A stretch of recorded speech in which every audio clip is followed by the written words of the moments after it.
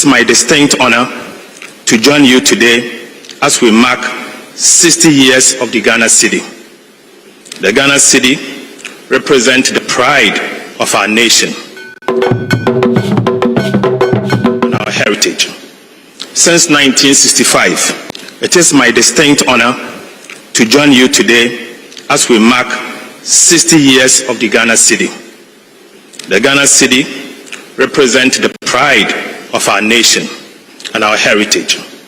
Since 1965, the city has not just been a store of value, but as an integral part of our heritage. Indeed, from the days of our first republic, throughout our history, and to the 33 years of our uninterrupted democracy, the city remains resilient. It has been a medium of exchange, facilitating trade, transactions, and connecting our people. For 60 years, through cycles of inflation, devaluation, redenomination, and recovery, the city remains the symbol of our national sovereignty. It has indeed endured. It has evolved and remains the only legal tender of our dear republic. It is my distinct honor to join you today as we mark 60 years of the Ghana City. The Ghana City represents the pride of our nation and our heritage. Since 1965, the city has not just been a store of value, but as an integral part of our heritage. Indeed, from the days of our first republic, throughout our history, and to the 33 years of our uninterrupted democracy, the city remains resilient. It has been a medium of exchange, facilitating trade, transactions, and connecting our people. For 60 years, through cycles of inflation, devaluation, redenomination, and recovery, the city remains the symbol of our national sovereignty. It has indeed endured. It has evolved and remains the only legal tender of our dear republic. It is my destiny. This a court no abuano for no. Onu bi a obetimi agina bontene abuano for. Na ye hwe enema ekoso Ghana ye Attorney General Dr. Dominic Ayeni press conferences are all ye nyina e de kire se yenua no odu makọ court no wo ka a kire se wo mudi for kra sakra no manya e kwan di wo mususu wo masem ato court ani na se ye tena ho e masade no koso a menu nyina e na etia fi se ye Ghana fo emra pon no abo ye ho ban se police chiw se aban panyi bi a chiw se wa ye boni a just a court na bua wo fo no wo bi a wo di dem eniti mebo enua wuntumi adubu ahe hanan ene ne ye ene empanyifu a ene Ghana fo a be bi mo kokota Attorney General abegina ho aka omukura enfiom bedi e wo court wa fiom so mu ya promfo tachi amwa wa bo mu di bone ese wo mu no ye se etia Ghana mra ne nkyesa Ghana mra ne kyesa se wo ya Attorney General na se wo assembly edit ya obi odi bone a wo ku chi wa se nyina na ja kotoko wo kokota na ni pa so anya kwan e ho e no no so e be ba be kana sem na ubegina ye media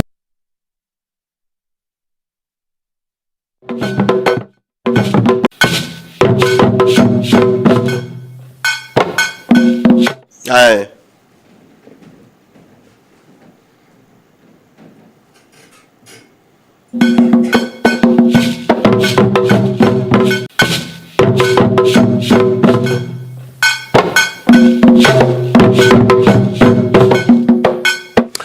Yeah, what is your mamunyina Joba Kessben television so and a brother October was made that so eduno watche ewo afim pimino ene eduno num 28th day of October 2025.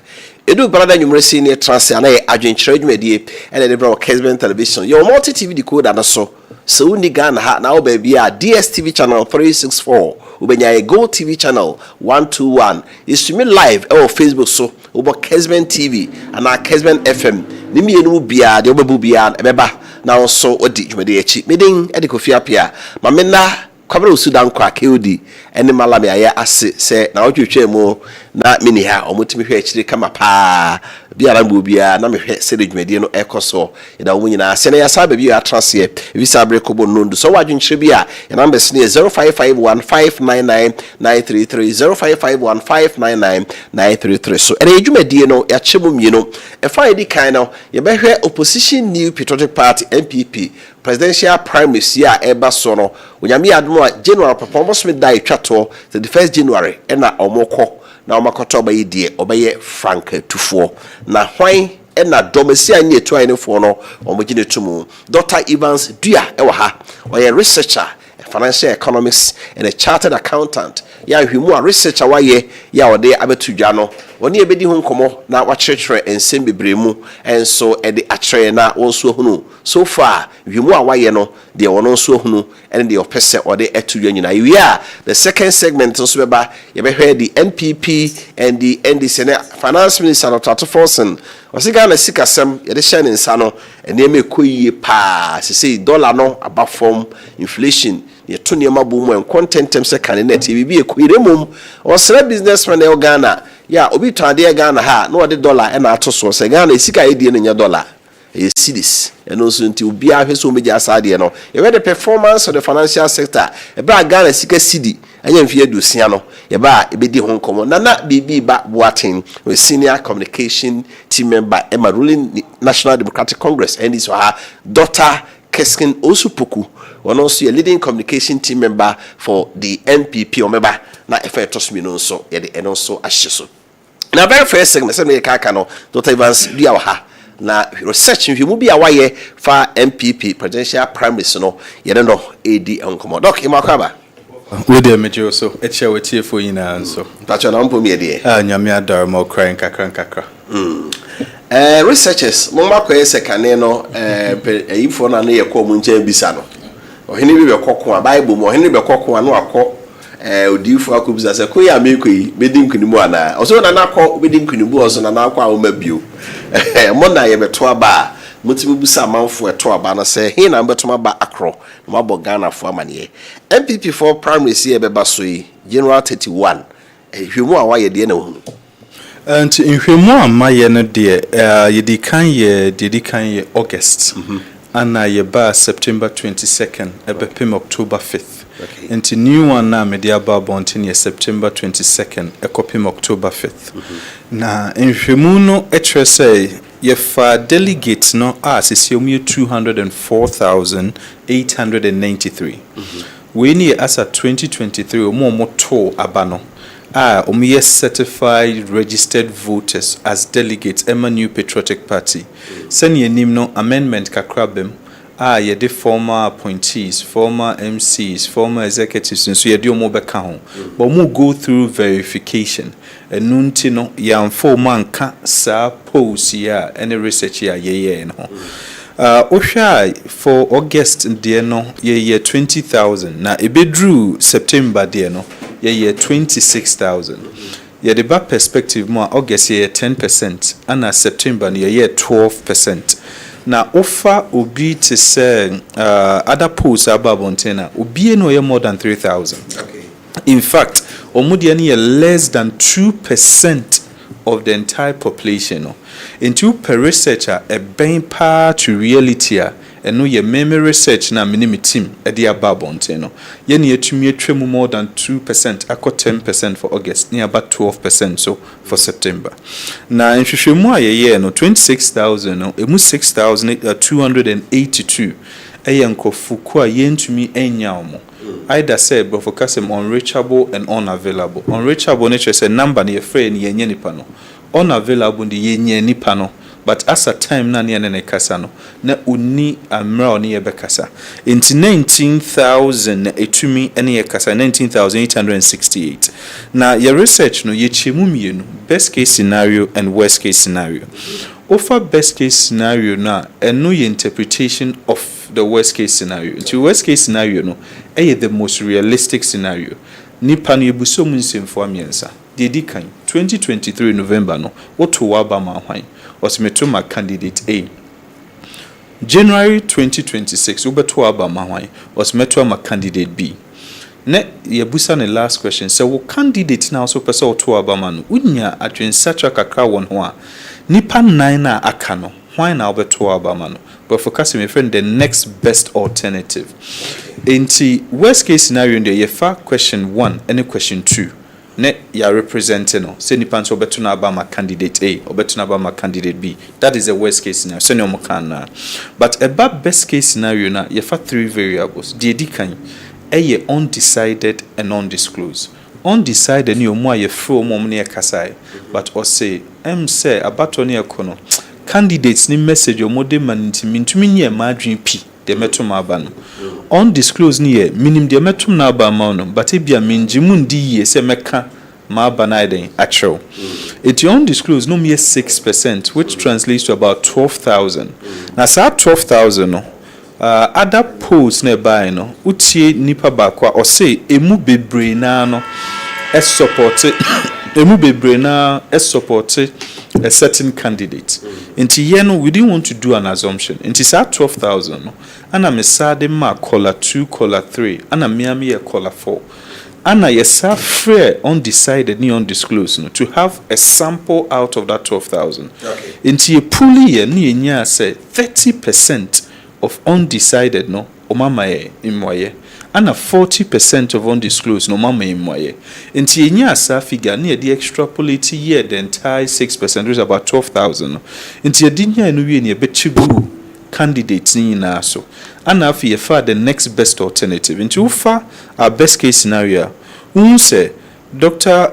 Mahmoud Bawumia nkwa na nene de sote in the best case scenario enti eba abontin pa bibiri busa na ye den na obia de koso no nkwa de ne de esote fane se ye nipa enum ane ho se nipa num ye wo ye nyina ye kuta bode adwo mienu ane ye se ye hwe scenario obi betumi akonanim enti me ambitious enti metumi akomiensa but bode adwo nyina ye du enam se ye du na me de mienu se mekomanim ama me de aye miensa this obi de na meje abeka me de ho ama me de na aye aye miensa because e bi mfiri ba bi nyeden emeka ho into the best case scenario no while some people are increasing somebody may have to pay for it they down there new main report on use slides no and yet this one on use the other one no into offer these figures now opa umra na chikakra into the worst case scenario no honorable Kennedy Ohene Japan for the August no unya 41%. Okay. Anna over the September na unya 44%. Dr. Mahmoud Bawumia 39.09 August. Anna September no ba na nimbedru 39.51. Enti Honorable Kennedy Ohene Japan konenim by 3%. Dr. Mahmoud Bawumia konenim by 0.3%. Anna opa bitumi ajai metrichemu because I'm so number before. Anna Dr.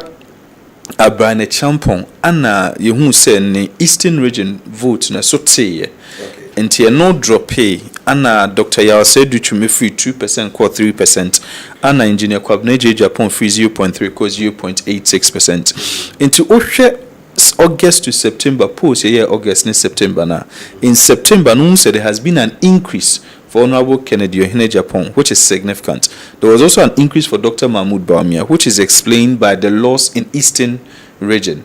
Into Eastern region, hono na ne loss no ekakra ne yeden ewo. Ana omoba best case scenario na in the best case scenario no Honorable Kennedy Ohene Japan etumi ko as 53%. Ana Dr. Mahmoud Bawumia ne best case scenario because we na etwetwe free no ne de sote.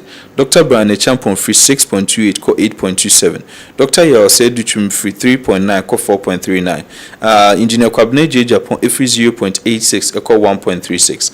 Into Osha dynamics no regionally what it explains near say for Ashanti region as of September Honorable Kennedy Ohene Japan a lead in Ashanti region at 42.26. Okay. And this reason is because Dr. Yawo said Duchum a gaining momentum our Ashanti region. That is the best case in the worst case scenario in Patrai. Okay. Anna, senior Uhuno no. Ubon safe unya 42.26. Into that means Ashanti region a keenly contested. Okay. Into being across 50%. Okay. Into it means a simple majority of Ashanti region, for example. Ahafo ne Bono and Bunu East. Originally, no, Dr. Mahmoud Bawumia for August.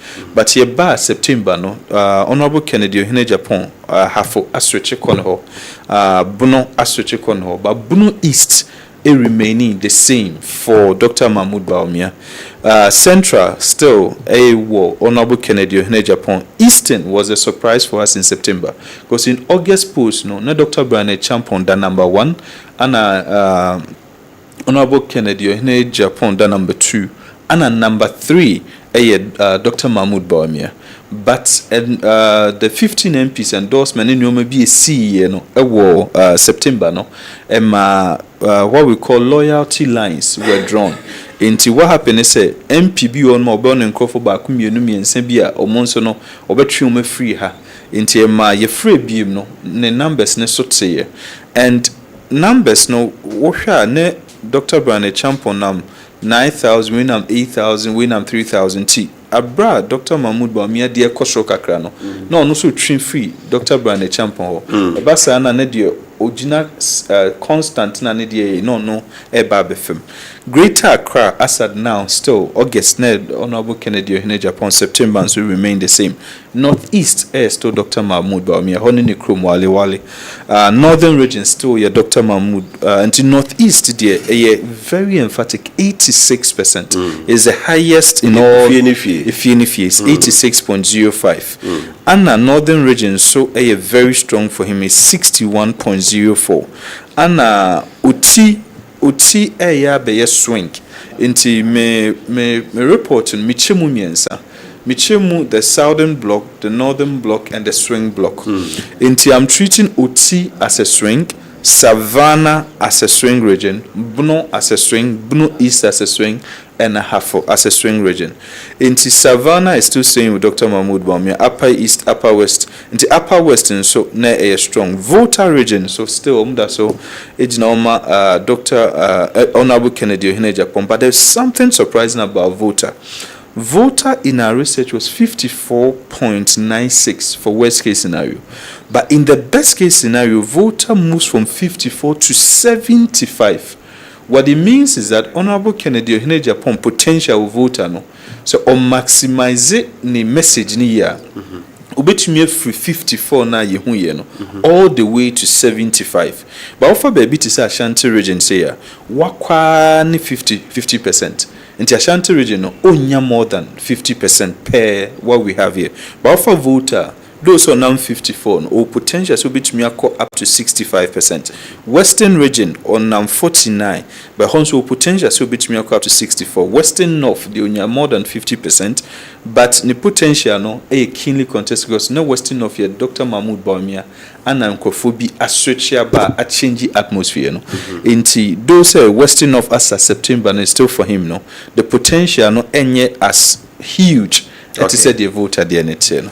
And these are the dynamics for September so far. What are the messages? Assembly na candidates no car and until shape the idea and I say Madeleine said the okay and I say or more be team that I said because of those So let's start it free flag bearer, former flag bearer, Dr. Mahmoud Bawumia. So Dr. Mahmoud Bawumia is trying to state say ye na ye boy homodin as MPP for and ye call ye near what amemu and na nyoma nkoyi nti de koyi no ye nyina de ankoyi no so nyina na senior ye tradition tie no obi no ko odikan a owini aba no enti yensa ma no ko a second time na second time the obey wini. So first one is about the tradition of MPP all stated emphatically from Edubuahin to Kofo to Nana Dankwa Kufa Domina, and that's the first one. Then the second part of it, what can I say?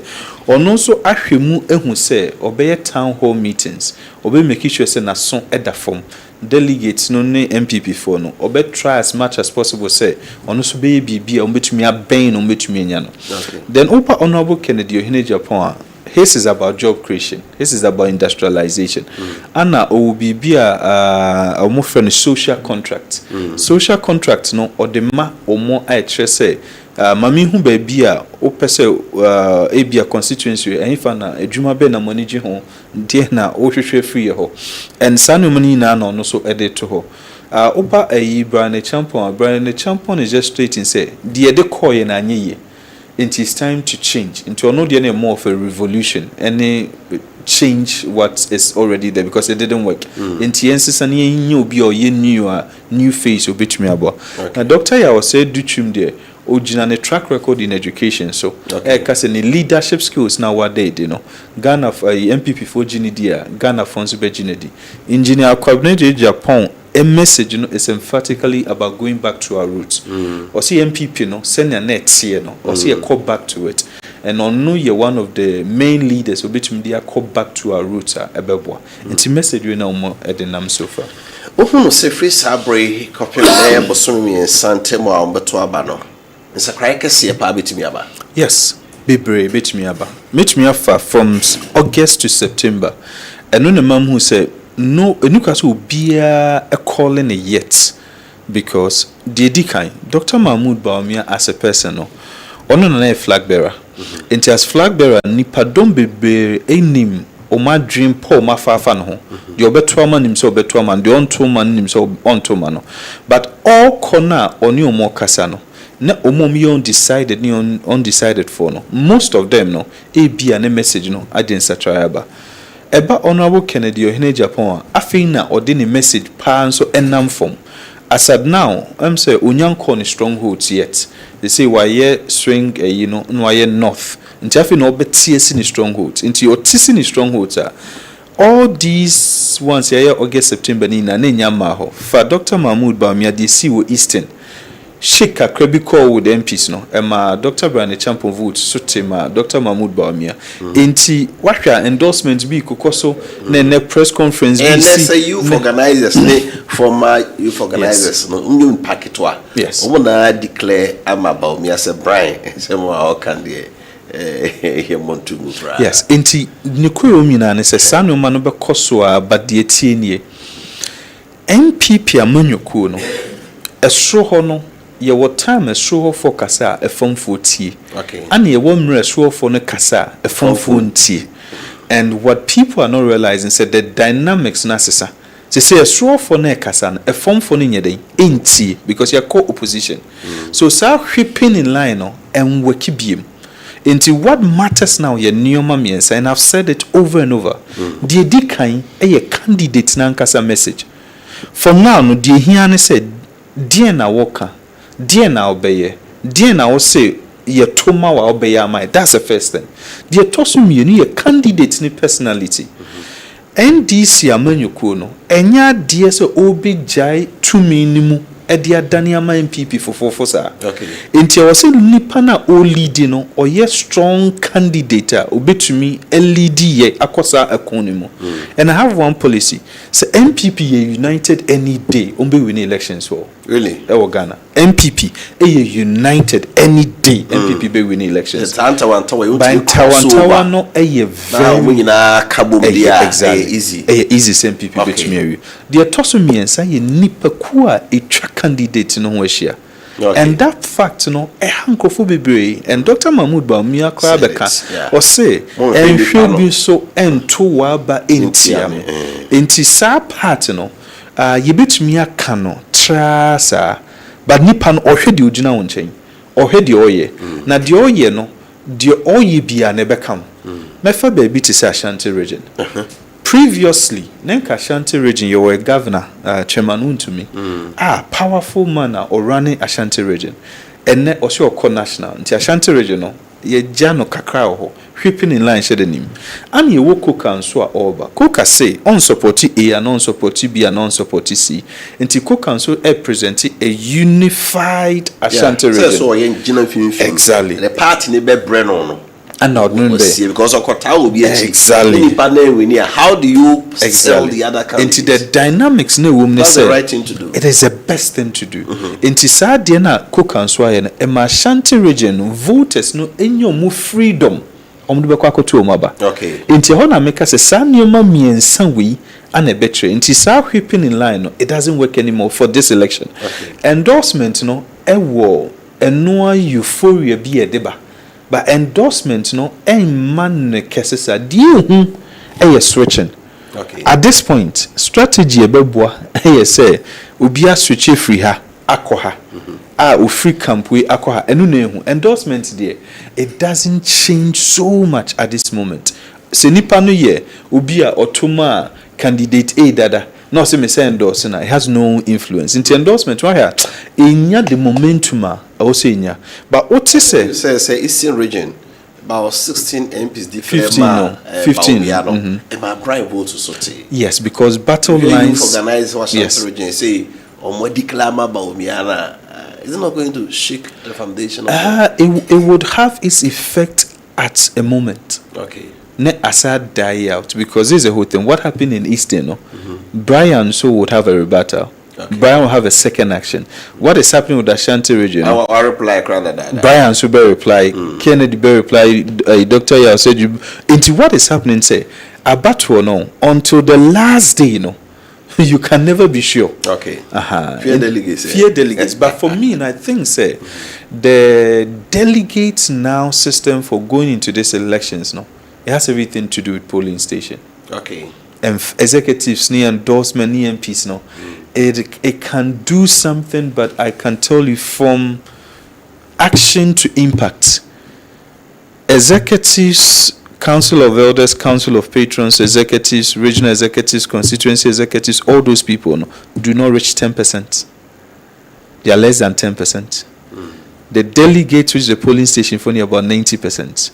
So what it means is that it is still the voice of the masses that will determine it.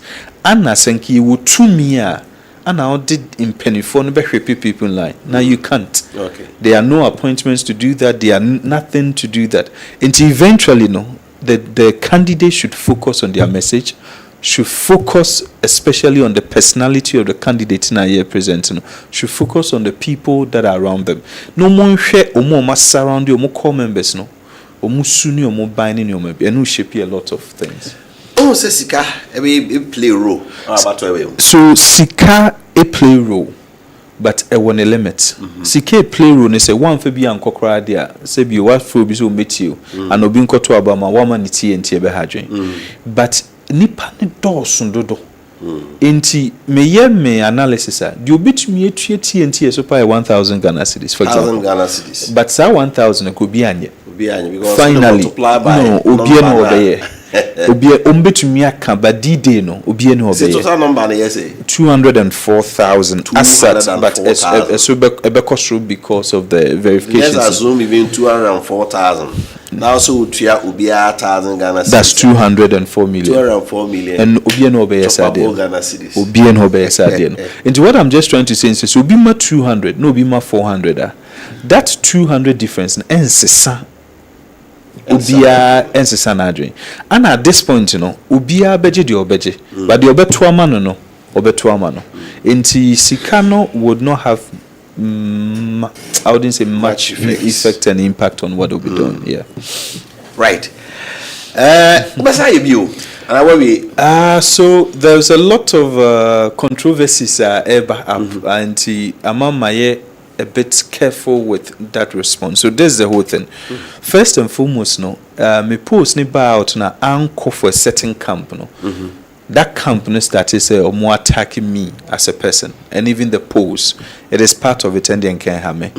But where fabricated lies and people going to dig to find things a big crime existing, and Mami Busam say are all of these candidates worthy of my service? Say me ya mom ne ubewie kra no ne nipa no sebi nti de me kan say me research we no I did it for two reasons. Reason number one, Dr. Mahmoud Baumia team, certain big people in the team, etun suffer me say member come Anna July 2025 Anna Honorable Kennedy Ohene Japan Ebam University of Bay presentation no share me for the first time or say say make us no catch a sticker and any team they say this gentleman the MPP no wa hefa me here nipa bi say e me campaign so he charged them so mon family man no Anna me catch and say honestly speaking me pese me nyamre edwen ho but me Christian nti mebo ho mpae de tosum yin me researcher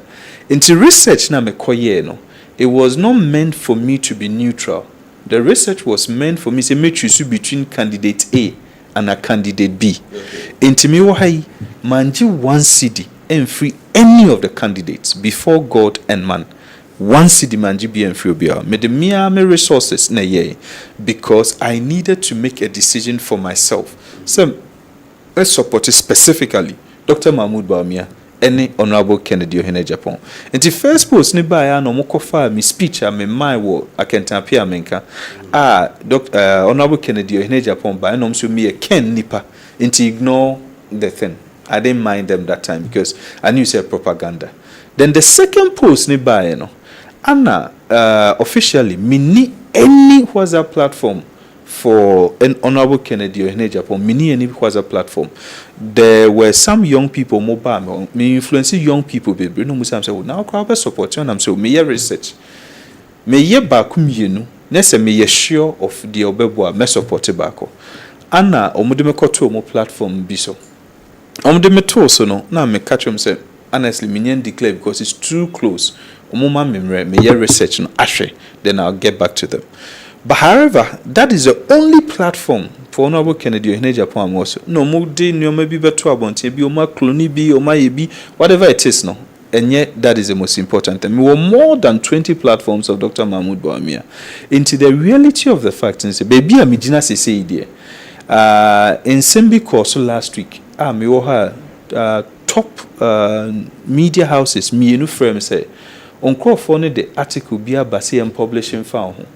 Honestly speaking, we told them say it is not good and it's actually a hatchet job. And a second media house frame say, Omasa de fufubia by her, see. And a third one, and the third one a day, almost so munyana, will be fair tracer or quack publish it. A while na me frere Gabi Otredakon. Now my friends dear now, not what have they done of frere, the general manager, of frere, the editor, no frere political, no do minatos, mina on WhatsApp. Then they apologized and quickly they said to Umunimo should be in a question.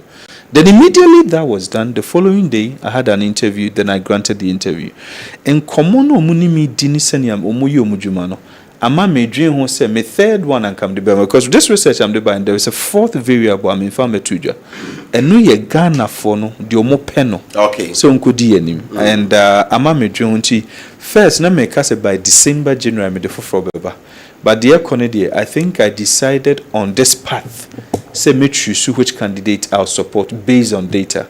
And baby Ekeka Kennedy, main person me obi ebenya you can say when na mo can say ntawanta bia no I am deciding on how me ye menoma into between the next 2 weeks or 3 weeks no metum bo ahwe ne bi se mekoso aye research na and say Dr. Mahmoud Bawumia camp nkofo empenifo bi frame mo ne me kasa se umpese me join you mo Honorable Kennedy Ohene Japan camp and another camp me and so far na be from some person me join you because we have meet me abo with what we call intelligence anyhow make guide in your man enti me be din kakra atomebo abompaye decide ahwe data but most importantly with the data then I'll make a decision as to what to do. About predictions bemwa and amount for who sampa. Yes. Research findings also yes. Very good. Yes. So that should be your goal. That was actually my goal all along. However, the level of diabolic actions be yet can't want me. Tuesday, me a program of Paul Adumotre or Metro TV at 2 a.m. and a penny be firm say, my people start attacking you that very day. And then it went in multiple phases. And as a may manage, you don't give your service to Obia or service no on here. Nti me dwen ho kakra nti me ne me mpanifo ne mabusuafo ne me na fo dwen ho ne ma hwede ebeboa because what I've done is say eba abonte no Dr. Mahmoud Bawumia team bebusa am for research no mpanifo mbusa me de ma omo ebi ni mehia scrutinize data maye honorable Kennedy ohene Japan crofo be free Dr. Yase Duchum crofo bi be free Dr. Brane Champion crofo be free obi ofre bia obi say bia na mtumi demand bia me demand no em say engineer Kwabena Japan na me hu say obi free no abi obi but 4 out of the 5 no ombe obusa ma me share with some of their members of their team enti medwen ho kakra na mehu ekwan mefa so right. Doc, you know, and you raise your toes afro now by. Right. As you for penny and the Dean Kume, Dr. Evans, ya or no, Humuna oye, de efa said ye, aba MPP Amanyukuno Echo Tour. Now, you Franca to follow. Said on why you humo, Jidis who say Ebecrono, and no Ehwasem, and then no Edinco. Research findings are, or the about Dr. Evans, a researcher and financial economics chartered accountant, or no any ND and Kume. Ida who tewaba eba Dr. Kessben Usupukuha, communication team member for the NPP. Sarasuna and ABB Babuatin, also a senior communication member for the NDC. Or in the second segment, no, Nafi, I heard somewhere you go up so. Finance minister performance so far, Ghana City and Yenfiedusia, and some kind so far the achievement, and the worker said dollarization of the economy will be told be over the dama higher. Now the dollar to so can be MYA. LGBTQ Amano, Speaker Simon San Family View, the Brandon de Ebeye. The parliament then ya grow crab. It I would tell waba yeba second segment no yet better so.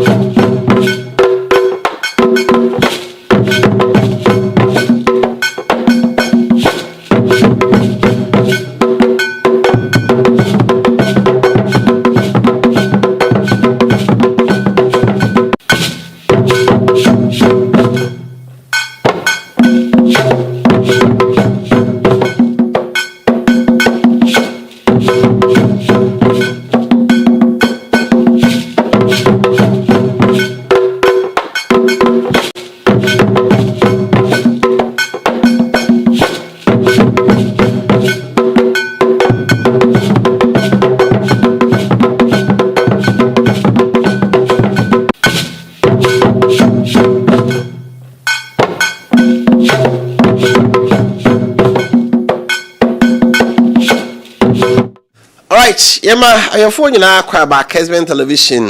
Adwenkyere dwumadi and oguso here Dr. Evans dua awie about the second segment. Before see ever koso you heard the African continent say the kebam kebia memu no etumpon.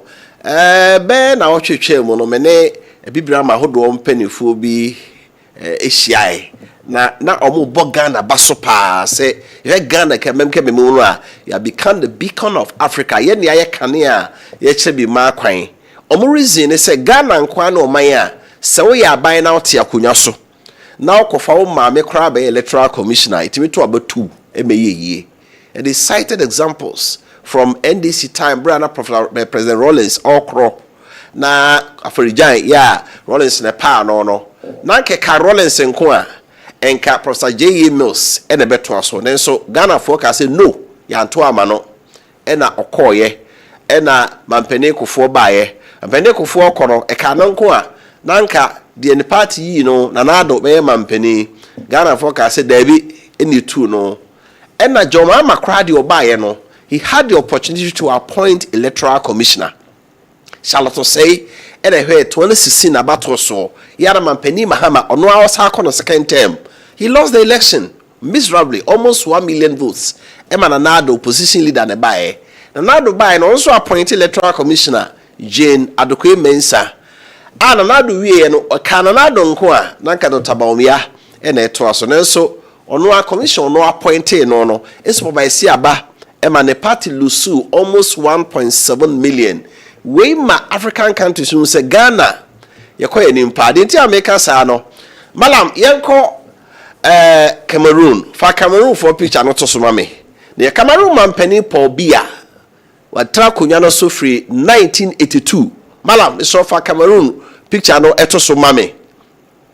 Watra kunyano so free afe apema hankro edu otwemienu 1982. Ate se we dia dia saa emfie pore eduanan miensa 43. Eza akoto aba nanu ya da binye we abricus ma mehwe Cameroon de no eno first ansana aba abricus nso ye koto aba wie ya we na mepe Paul Biya akokora wanya mfie 92 years 92 years eza akoto aba ma no se onsa ntwa mfie nso enka ho na we picture na edaso no se Cameroon for to aba enje Ghana ya electoral commission no omo de ndi omo wo constitutional council constitutional council na yese supreme court na yeto oba ni wi a na de akoto constitutional council nim omo yatemuafo nipa beye mako enum na omo aka se yetieti abato no sunso aso no yebua Paul Biya enya mfie aduokron mi 92 years the chairman of constitutional council Frank Clement Atangana Wanya mfie 91 ediokron baako ena ni chief of staff asoja fo mpanifo Cameroon na de oda no ye friend Claude Mecca wanya mfie ediokron baako 91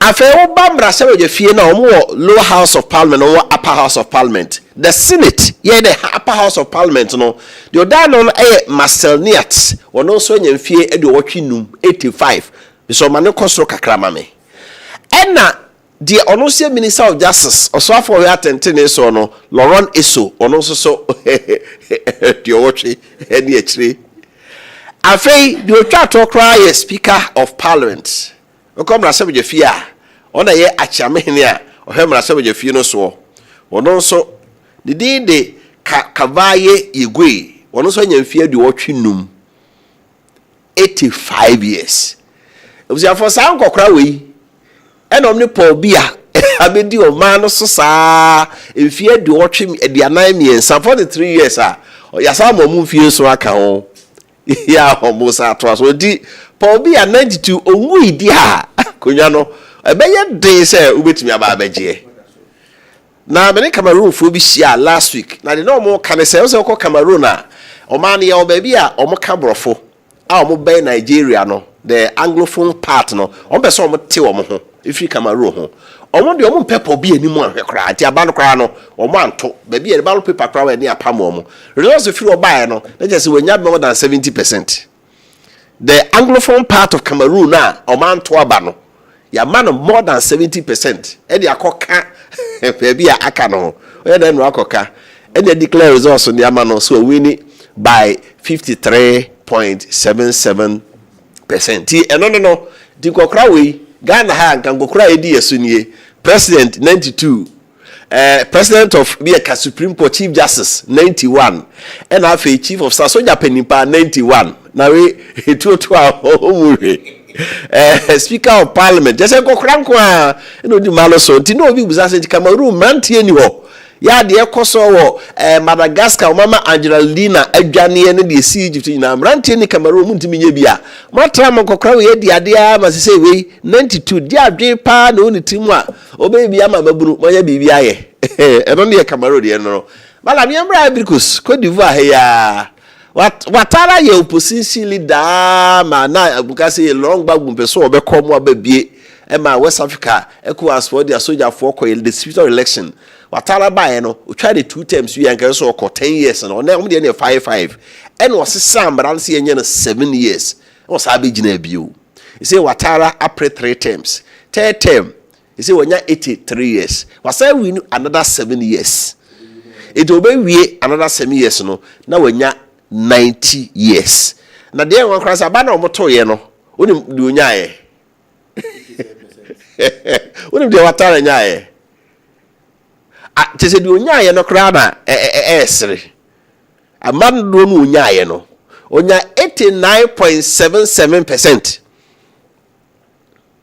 Ba moto no Ivory Coast heya no de onyae no nti say ye kase Africa kemem Ghana ye di nkan a that's all tiase because hankwa ne to a etimi dane edane a MPP fo tiase o say ehun se enema na anye ye kwehye ne asaba NDC lu so am so tiase se ehun se enema na ehwe egu ye kwehye ne asaba other African countries no won tiase bisa okotogo se aforonya sengbe ne papa twa 36 years eno no so aba o kan ne papa de ebomu a o betwa more than 50 years opo o team eno ye opebia no ye ti Ghana ye kwayenim na me say yensan ye chida edin pa ya gen meet other African who share other people move through West Africa and African countries now and how they see Ghana say ye de kemam ke be momo de ye super cra o Nigeria de aye ken buko yi Buhari free wa Tinubu o say krata kra na ne say so wanyini estela akokra no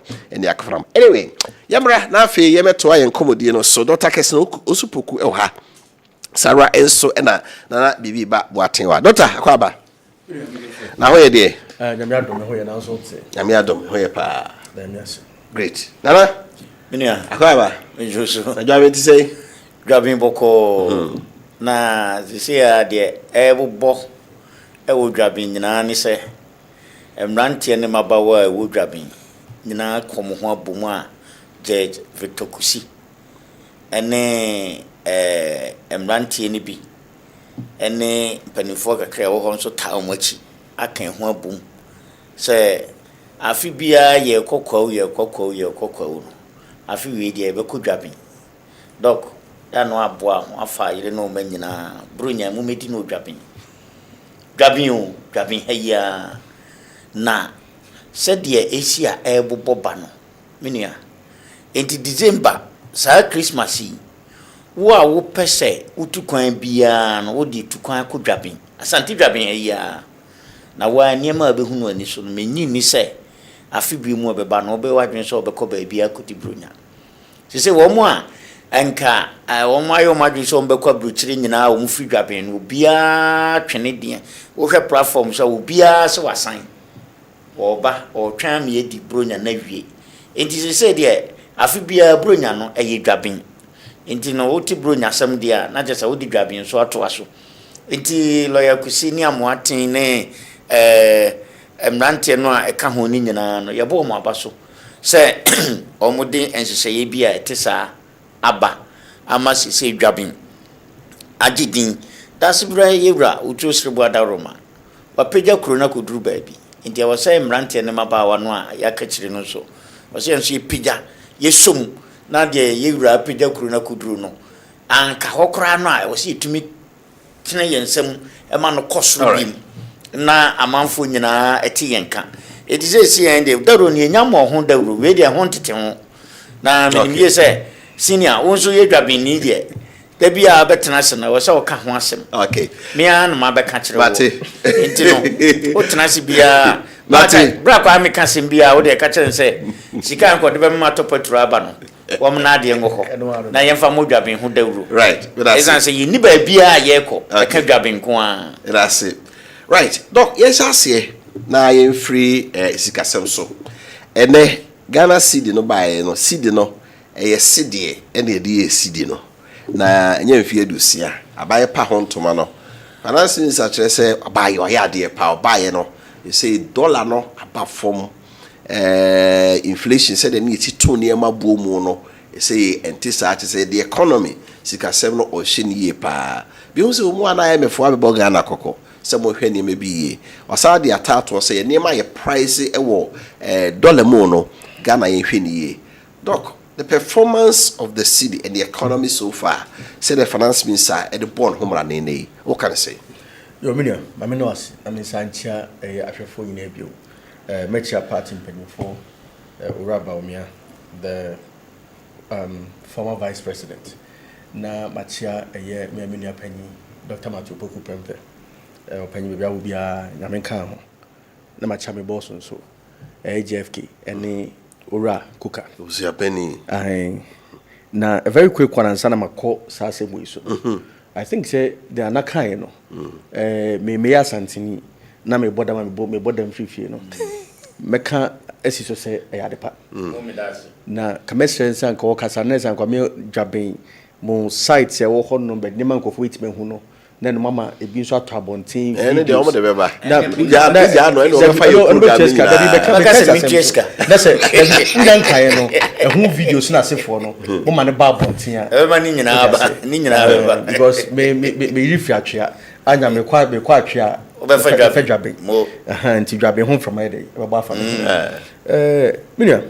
On issues of a year finance, Mesha Sefi, a foot to be a year finance minister in my any dainty on one as was shown or the boat or the Ejuma. A year Ura at 4 cents say we shouldn't be pricing commodities in dollars. But you bet kind of transfer chair the finance ministry and the finance minister.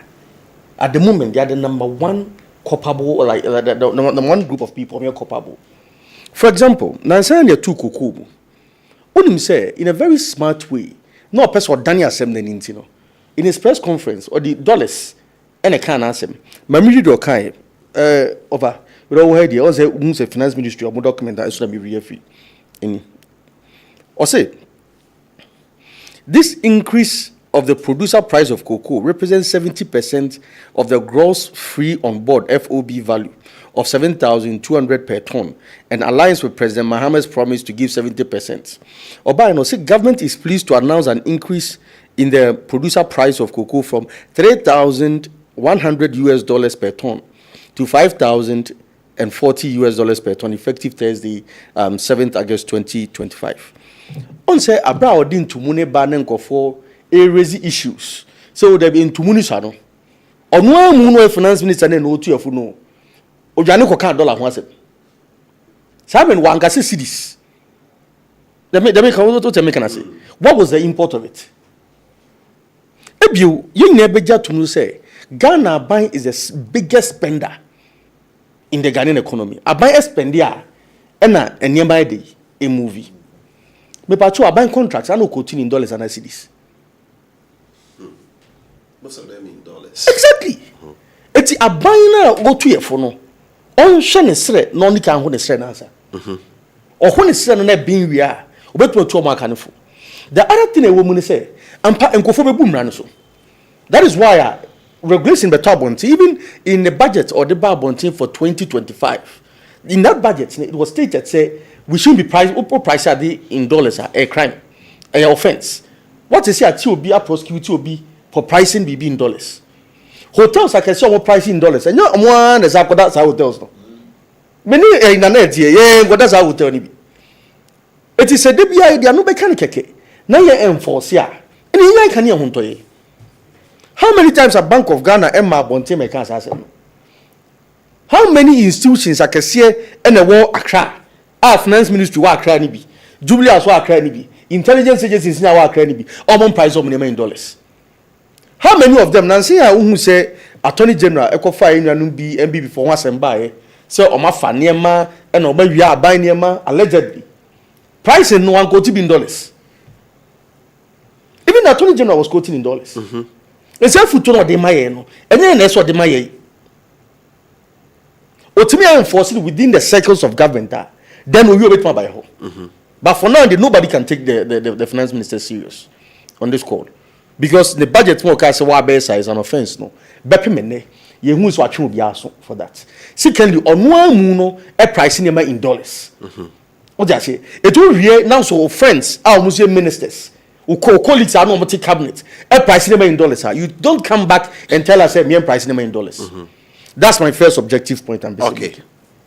The second one about the economy no and say unse ampa ye twa mutan the city no are stable but the reasons how much city na stable no is very important unse na IMF and the World Bank caution Ghana say the amount of money you twagumu at the support city no is just too much and I'll share the cost about 4.4 billion cedis every month that is just too much what I say me na kameye finance minister who decides can ko share a horse that chalky city na productivity bi enko so but says can over the period while accumulated that chalky city no says can aka the tua contractors ka who engage in a productive venture investment says can ebe grow ne ho ebe create nyuma the productivity no enko so no city na be say gina so you can either choose the short circuit way and also be choose the hard way ebe economy na dey grow. And I think so all these period the free say abayi you know the finance minister need BOG boss no they've chosen a short circuit way. Entina bra ora Mohammed share media for ebi ko busa ho question ka jom so now World Bank crab on caution and they say first can ska enko shemu say bio. Ani nansa then the story came out and it was also reported on Joy. Say the governor was thinking of investing $1.15 billion in just cushioning the city. Now say the city no started say yeah. It's not be say my sama call back to baby one. Now could have $1.1 billion dollars. Yes, it is dollars are another job contractors car. Not productivity and so. What I say? It will share a buy Jumedia wedding if he say January 7th by 2025 by year about productive ventures. Now buy invested so much in it. Another thing so I buy up recently from the Parliament or Finance Committee, was that SCA a SAPI free system was about 60 billion cedis. What it means, they say, also a buying to me this kind of good system to make the system run. It will be so a buying to me SCA a free system or SCA free system and my inflation no stable no. That thing so announce woman say. So a buying SCA free system sana ampa odiama guonum but SCA and comfort the Bible to sana no and content them. So it in pain no dey abra na oracle for your president wey bibi say sika nka buy metro free system no we are not the venture capital na venture capital dey support businesses why how business it be same by business na nyini no na ho na oracle for e dey invest in businesses and me do we na say oracle for time na you don't see the golden age of business but business can be free bar and it me roll is can over. We a business so Juma cost you a for we have besiano. Now we be venture capital angle honum. And I think that is something I buy no drain one a beboa. So on issues of Sika 70 day, me Ghana se Ghana buy it me meskani jina me nyam faso. But the almost lies on a year Urato forcing being the finance minister to do it and do it right. But they say the artificial management of the city you know the effect and passing the jina. But the ripple effect on goods and services say we job. Admission some SHS. Yeah. Uko kromuso koto school uniform any pants ni mpaboni bia. Ube say any prices no. Enko form sa. What I say? And that's what be kwa kosro. Pants are not turn 35 cedis. Say 50. Shirt are 35, a 50. Singlets ebo kosro. Everything ebo kosro. Nanka cedi no dollar no ahon den call form na cedi na ho den gina no if he say 14 ba be do 10 ke be expect sanka omo ko kra dem aba no akebenya effect but because say artificially managed no say na na ko kra dem ba ya on trust say e be gina ho sa for the next 1 year and next 6 months and sadia obe make sure say o secure ne ho ansa na ne niam nasa and that is partly the reason why niam prices say dey emma form no. And I think say a finance minister any BOG governor try say in an open way rather than this cosmetic approach na lastly say what would deal in forex be and say the appreciation of the city was so sharp depreciate e kwa could do be 12.9 na pa it's about 10.4. That is too sharp. Will be our political economy as kakra and now o dealing in forest kakra bia be hu say and sabi and say che manipulating niam.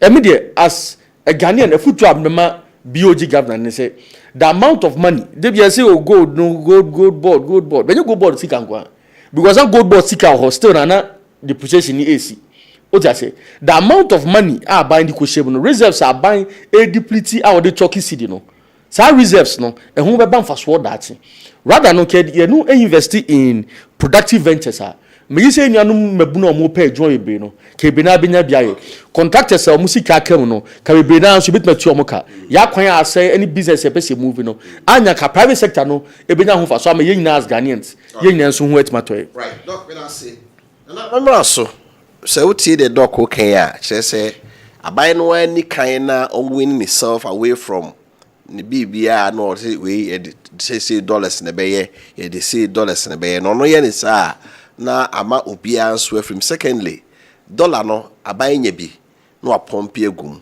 but productivity ebebo ama nema bo aba form no ye hu no sa how do you say yo many am da CP said the doc kind there boni beka say layman point of view sana obeka no obefa no but me so ayi kakra me won say said the work say so businessman point of view yes as businessman point of view on said no ka koko asem koko na your price in dollars I didn't need price in dollars because cocoa beans no hwanum na ebeto abrochiri on beto de akwa brochiri abrofo na ebeto omu de omu krom sika na ebeto na cocoa no kra nso no wo mo na atwa omu bo no omu de aman se bia ebeto ni sei ye ne omu kan kakra edindindin kakra no omu de bi eka ho edi ono no untumi nkan kire ni se on sesa cedis mfiri no krom ho emfamra no mfameto cocoa no no de akọ edi eno no de yempo dollar no an de beto ye de beto na emum kwani bie ni ho a ye to no cocoa a ye beka dollars US dollar e dia sene nsem se dollar ne dia to enie naje ena kwani bia nso ni ho a ne cocoa no wode be cocoa krachi ho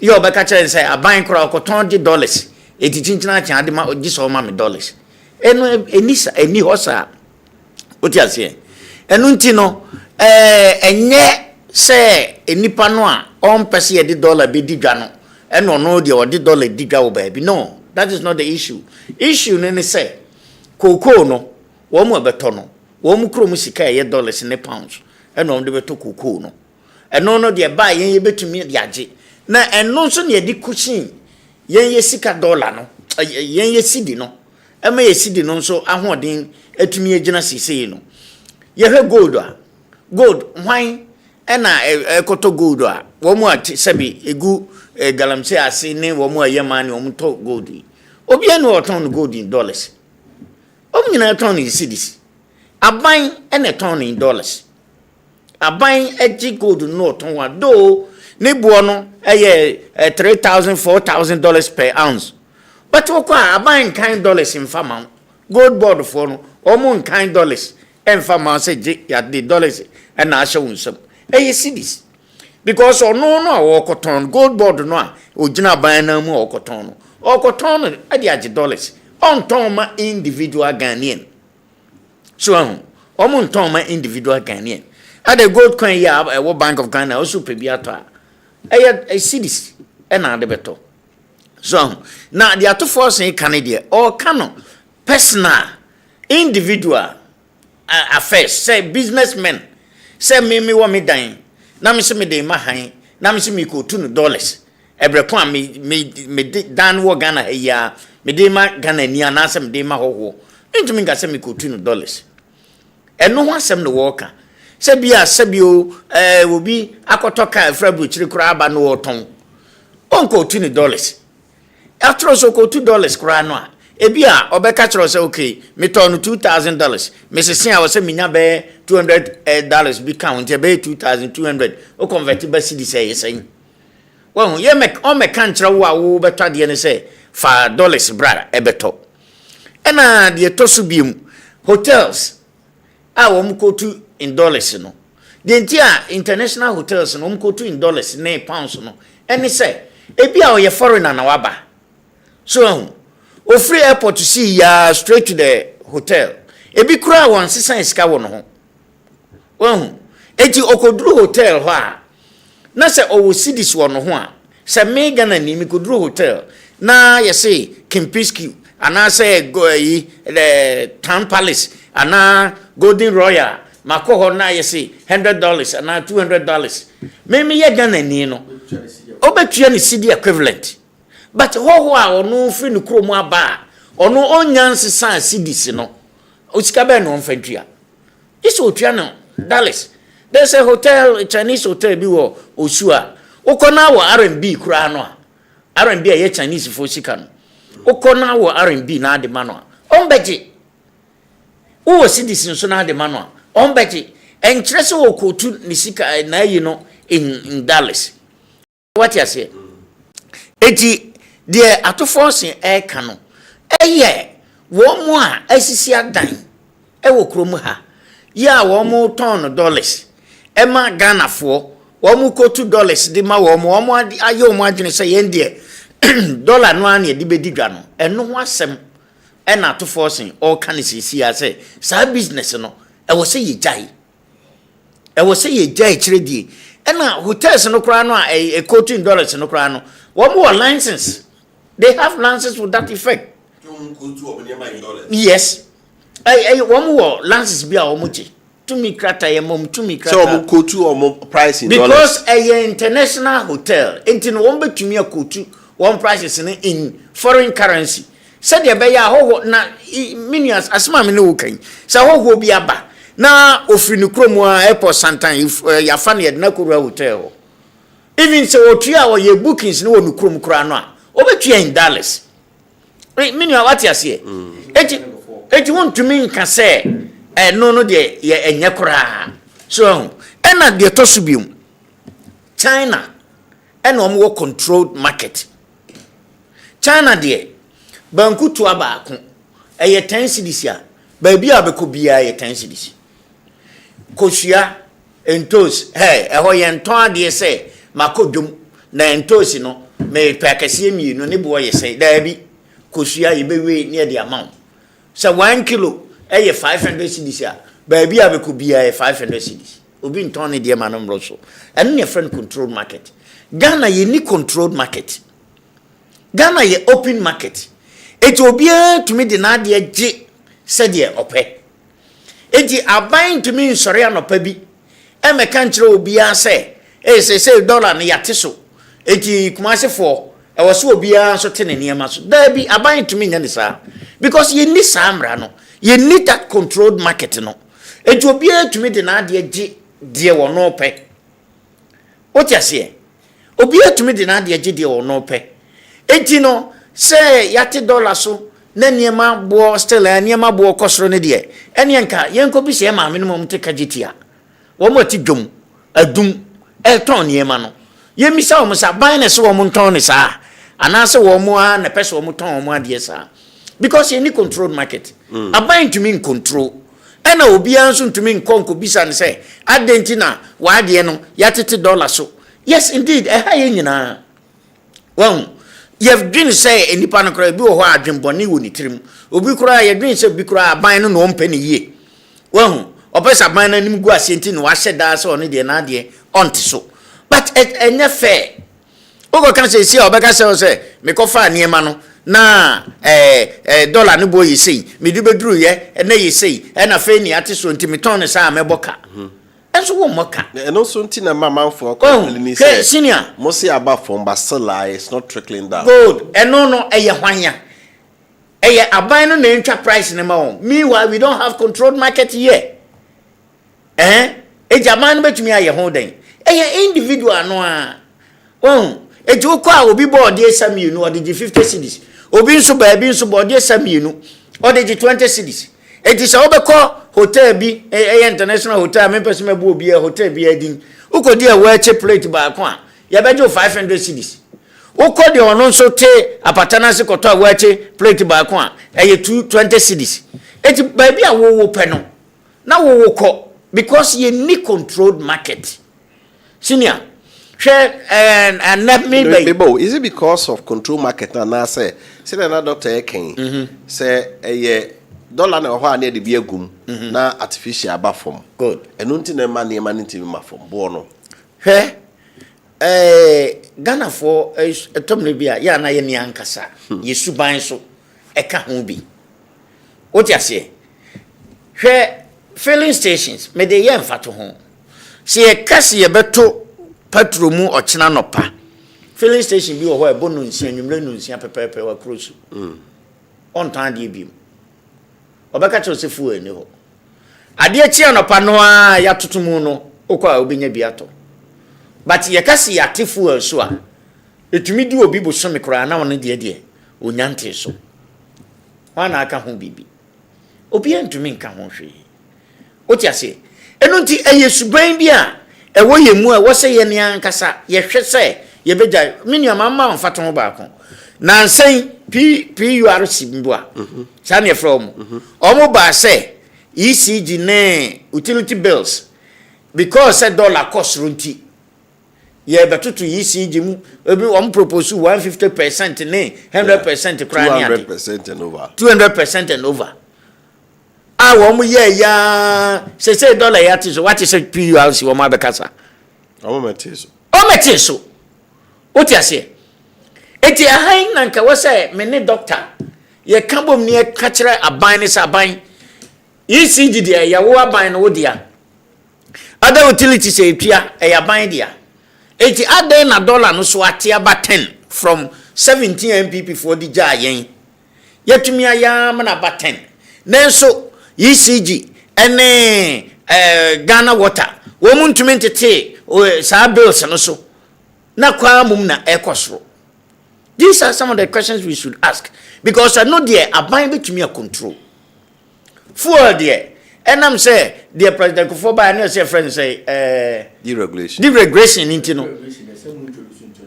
deregulation into no eko na aba ekosoro na eba form ada na ECG ne ada utilities ne de yentumi nya ne sa ema Ghana for ho enhenha wo mo eti minua so obisa me a sa suban we say no eye suban bi a eye suban boni bi a ewo Ghana for mu hwe minua na nsen ya me start say me ye aluminium profile ho adwuma yi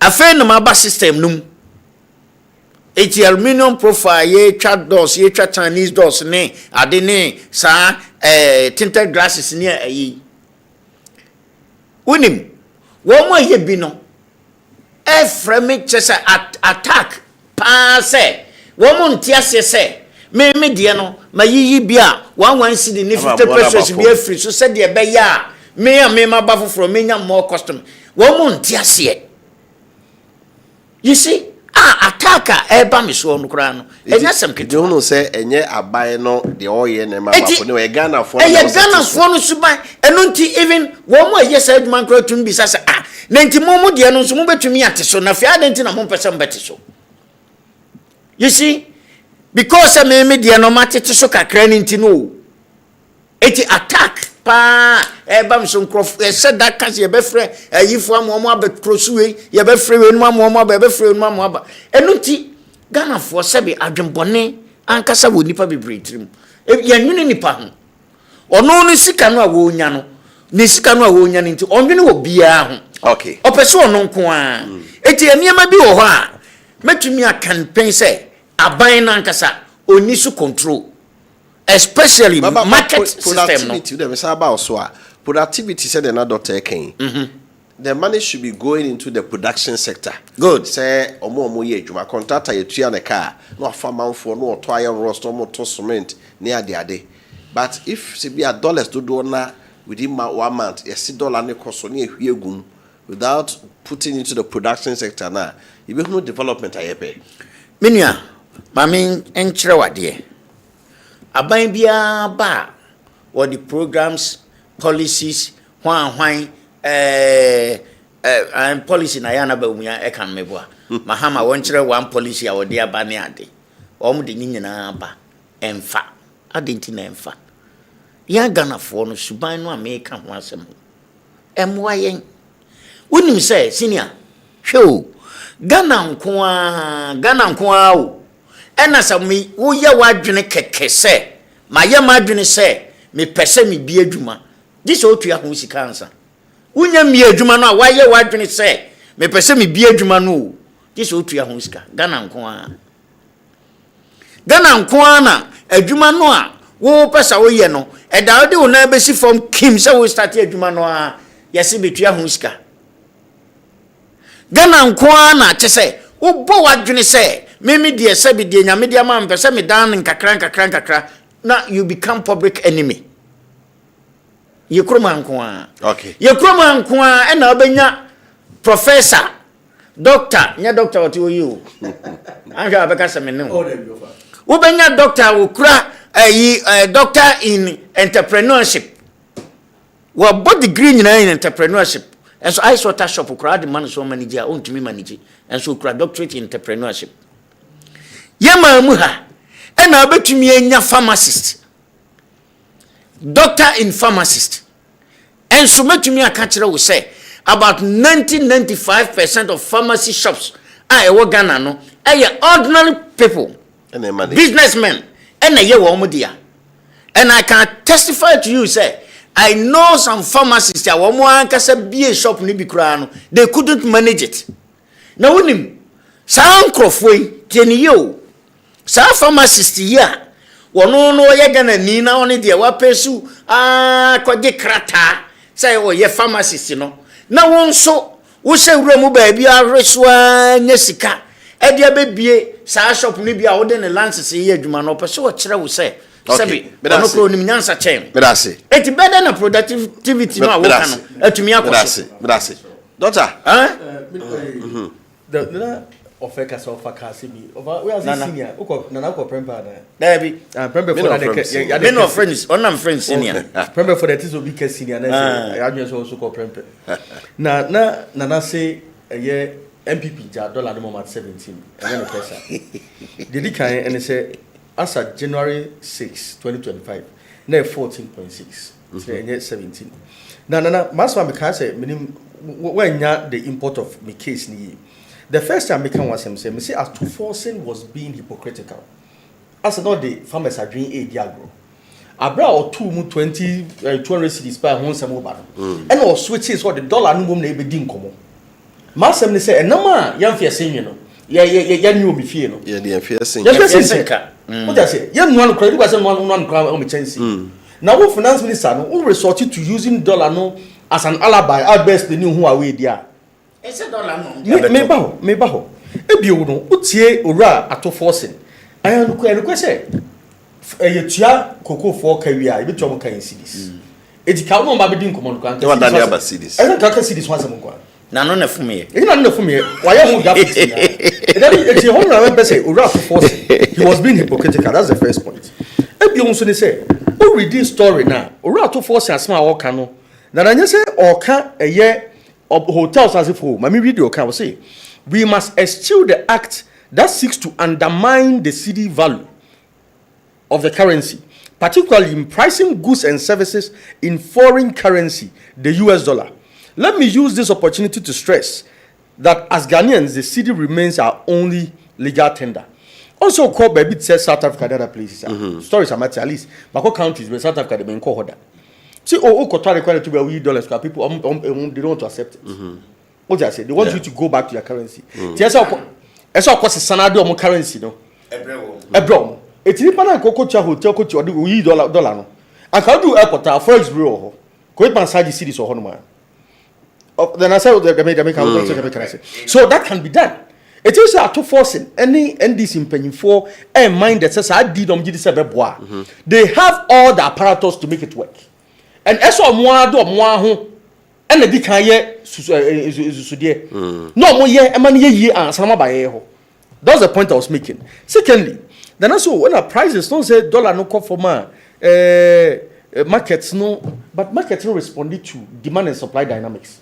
na say any G2 so demand and supply dynamics no dollars they can be na say money pese ka anwa eba for Christmas you call bank could di queues for 2 weeks and sanke bi dollars ni because price now a year Bank of Ghana they have a trouble no demand and supply of currency no as establish an equilibrium na just a price way and a price papa no price no they have a to no okay say pesa price now banks need to break even to call banks one number so on be release can to be queue mo on sanka ba ko abochiwa na on saka esa bank for no so bana make am once na bi no managers no bank managers no abochi for me ba we dey mentwa no abochi for no wo mo machine bi chi wo mo da mo di twa dollar ni bia na wo mo machine bi chi wo o mo ni machine o mo di twa dollar meboa wo mo nyo mo de wo hen bank wo be ko bank enti say yes science suban na me ba ho na bank managers no Bank of Ghana governor no need to force it almost say some suban no more for the right price of the dollar nimra that way the banks no ain't hold it back on their dollars okay they are not holding it back one more dia ma bochi for no na we a businessman me so at least business on ke to bia me dey nya no wodi no but the point say kakra wo pay bi kura ko school fees kwa wunya your students are we on person ko fees o ma di queue so in the bank say pay scatua o munya me point am making it is almost establish the right price enko be ma both market no so perform but the Bank of Ghana any at force there no omo na even omo enable the work of abochi for no because the price in the right price now ma dey be ko abochi akwakope na yes sanity so until you say that speculation say sikasem no ehusem na din da ka ho bi ebio sa water bill asemi ana na neke na what your water bill na say maybe there by just 2 days ago consumption na me no so because recently na we too quite pa within the last but bill na increase by 40%. Really? Yes. Maybe because you so but abra omoka so mo pay increments no period si catch say o ma Ghana water company increment omo dey do yantum but what would tell be a bill so for this month bill e buy na increase the two last month dey ho increase by at least 40%. Adentia these issues about dollars na say for the na no me gidi say ampa so bank to stabilize na eboa but the entire egba form ni nyina no Ghana for generally nya ho faso no is because Ghana ni bi odi dollar ehun dwumadie bia nim say the management of the dollar no and cedi ni sesia no very artificial sky ye pump gum no e nyina aka ho bi and until say be hu say ampa adena is stable for a very long time a very organic management and akoso no e bad den say obi a odidwa e be cast what in nyama so because na otisu wie not sankwa Bank of Ghana governor say skani ho meeting first kan ko shema na say iron rods be nya bi adwuma sana adena kwa so there on this matter on city near most the other comfort person to be the MPP NDC politics. But on this matter, I can say on authority, a free the days of Kwame Nkrumah. City politics, I am and why? Now, last one on cost of living. We must more Mahama kind. Now, so there be another it's out of our hands. Cost of pricing as if for ahead of the campaign. There's a story dated Friday, 4th October 2024. Ora Mahama Neka say, Mahama vows to stabilize the economy, lower prices of goods if elected president.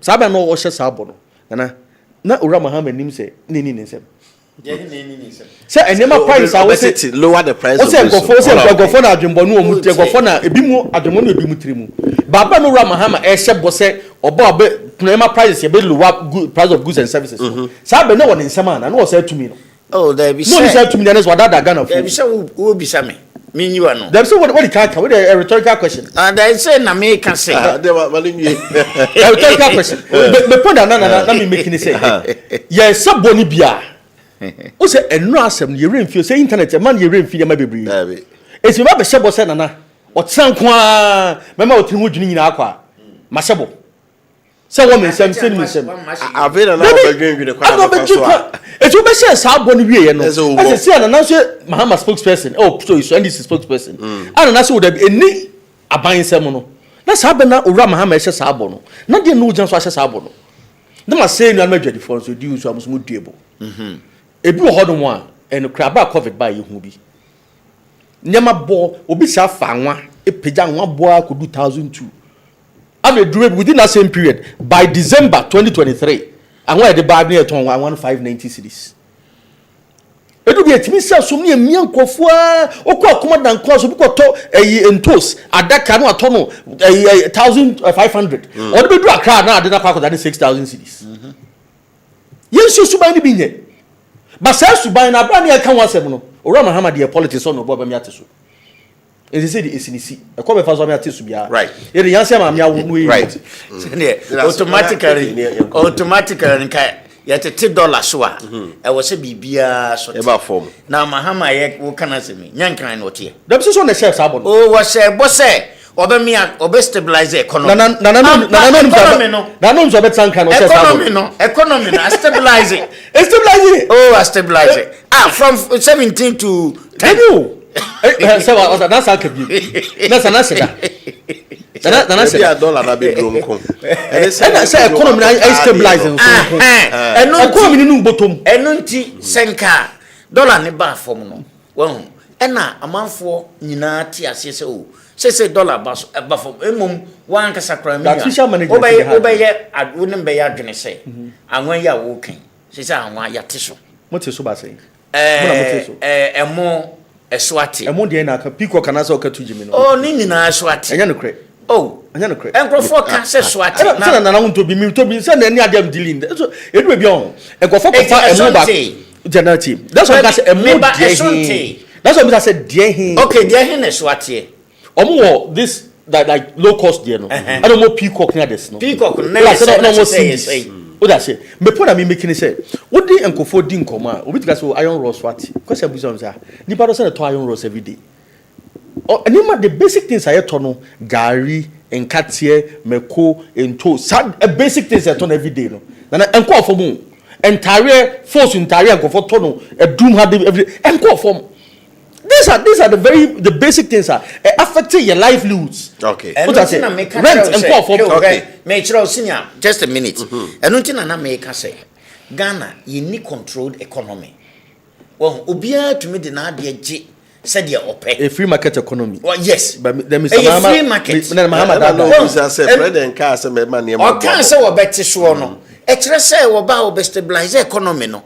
Na economy no so etumi gina. Na yete dollar no so a enka automatically I was said to me reflect na nani wa DCV ko nya sa kan kan there be no na DCV yemra no opa yemra no makwan e ma no kwan say no obi a why president da na oni say man kwan there be ono there wo ka say in a simple terms no onim say dollar and dollar na time be ma ma bo koso obi akobi say obi ade na yatom say ya $2 monti say dollar ni yentum yete so ATCNT niema so a na make say president tinkan it no say jodifo epia kosa eno ti me say na yensre wo mu ya ba fidie so ni asre jodifo se yesre mu say monte niema so o kan dia ya tete niema so ada na abo kuma se dia niema akakwa de eti kuma se 490 akakwa de egrafo ya tete niema so akakwa de na kuma se fo mu kuyen okay egrafo amo hweyen it is true mama ehunu right Adwenkyere radio na we e Kessben television so no ma me hear message ni kakra ni mra be the LGBTQI+ emra no konyo body from kuma obodoma say what finance minister said is true. We need to use our own money than the dollar. MPP party, you can bring all your 5 men, still Ghanaians will vote against you in 2028. We like what President Mahama and NDC is doing for us. Reaching to Balfour attack Trimboa. Bodoma say okay. What is Dr. Usu talking about? What does he mean by the real market value of the city? Speculation is one of the problems of the city's weakness. The other panelists asks where that Abuchi get the dollar from. Obviously from the banks. I think government should look at the banks well. Amos Bampil from Asokore, Asante, and all the way free by. Also so far as we allow Abuchi and other unlicensed people to control and exchange the dollar, the problem of city expression will never be solved. Which serious country allows this? Michael Afre from Asante Aguna. Offer greetings. Please, when will this injection of our reserve to cushion our city come to an end? We are heading towards danger. Will a foreigner pay for a good or service in dollars in China or in South Africa as Nana is saying in Ghana. The Bank of Ghana and the gold board should be careful. Why can't they stop galamsey? You want to stabilize the city by selling gold as a result of galamsey and injecting our reserves. Our environment is the future. We will soon pass away, but our children and great-grandchildren, Abraham from Aguna, another way, a free buyer. Also, good evening, offer. Please tell Nana and the NDC man to stop giving that analysis. Now he's talking about control market. You see the hypocrisy of NDC. We said it, but Ghanaians did not listen. NDC in Tronkwa and those who from Sunyai. Good evening, offer. I don't see the reason why Dr. Nkrumah changed the currency from pounds to cedi, which is so valueless, but should have been rather the Ghana pounds to make it more valuable than the cedi. Lastly, I see Africa not a serious content at all. Hence the reason why we keep old people as president who stay far too long but nothing to show. From Afrani Electricals and Construction, Parkoso Estate, and all the way free buy. Afrani, I support you on that. So offer Sports Ministry old Black Star Queens in dollars bonus. You will pay in dollars.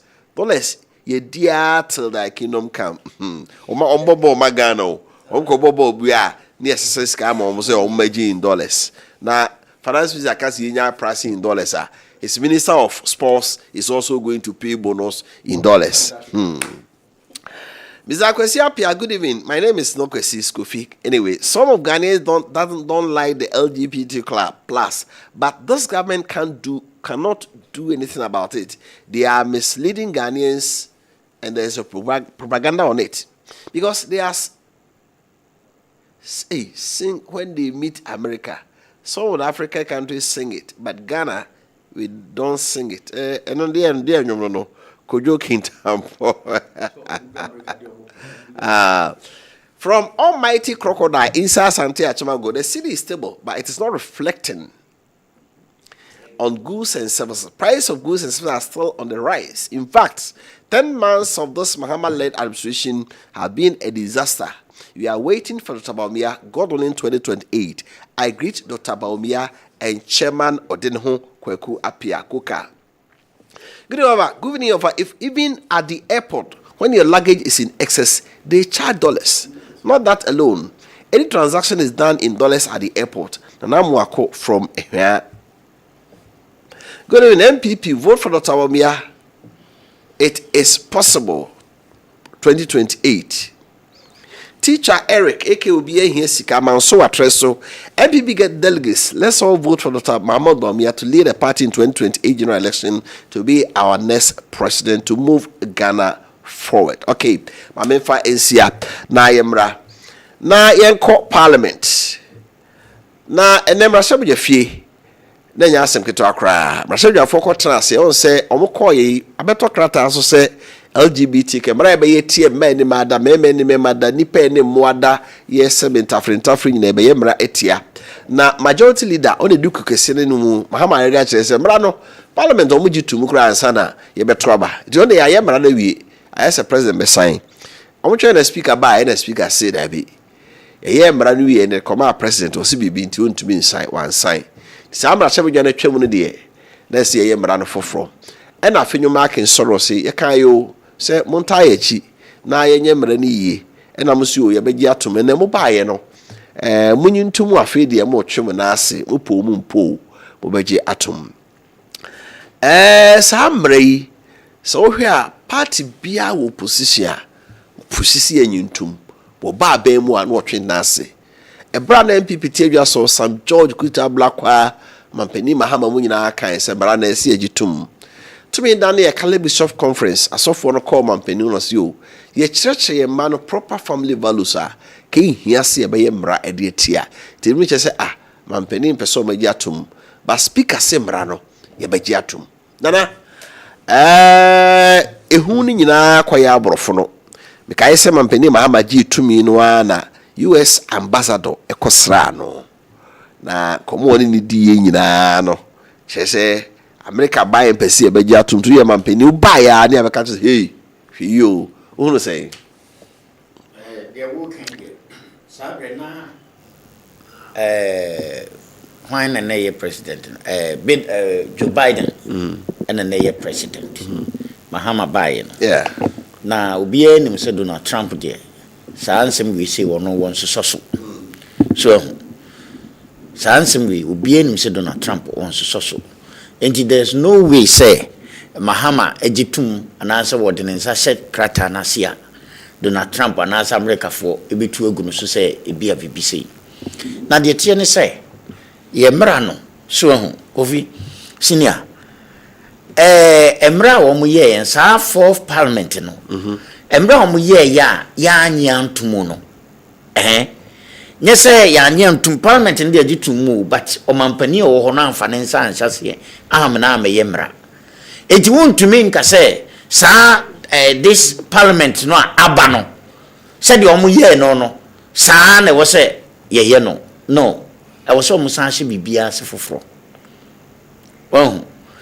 because wohwɛ ɛdeɛ nti na president Kufuor wansan wanya ntum ɔma reason bi anaasɛ gyan wanya ntum sɛ ɔma reasons bi a enti wanya ntum ɛwɔ sɛ yɛhwehwɛ saa reasons no ade a ne si no ho kwan sɛ enti ntum man ntum ɛwɔ sɛ yɛhwehwɛ na nyɛ sɛ obi ɛbaa ya ɛwɔ sɛ ɔbɛsan menyi ni sɛ wɔn ayɛ bi wɔn ayɛ mmara bi wɔ hɔ a Kufuor ansan a president Mahama bae wabɛsensan a LGBT de wagyae ana bibisa wɔ hɔ eti saa parliament we no a ɛwɔ hɔ no wɔn ntumi nkɔka sɛ mmara bi a wɔn yɛ ya wɔn ɛka ho asɛm wie yɛ no kyenkyena akyɛ wɔ sɛ yɛ wie enti na wɔ sɛ ɔmampani ɔbɛsan koraa no a gye sɛ ɔno nso to ne bo ase ehwɛ mu yie fi sɛ mo yɛ mmara no no oni hɔ parliamentarians na bebree nka ho saa bɛ na mo MPP for mo yɛ majority mo ntumi anka ama Kufuor ansan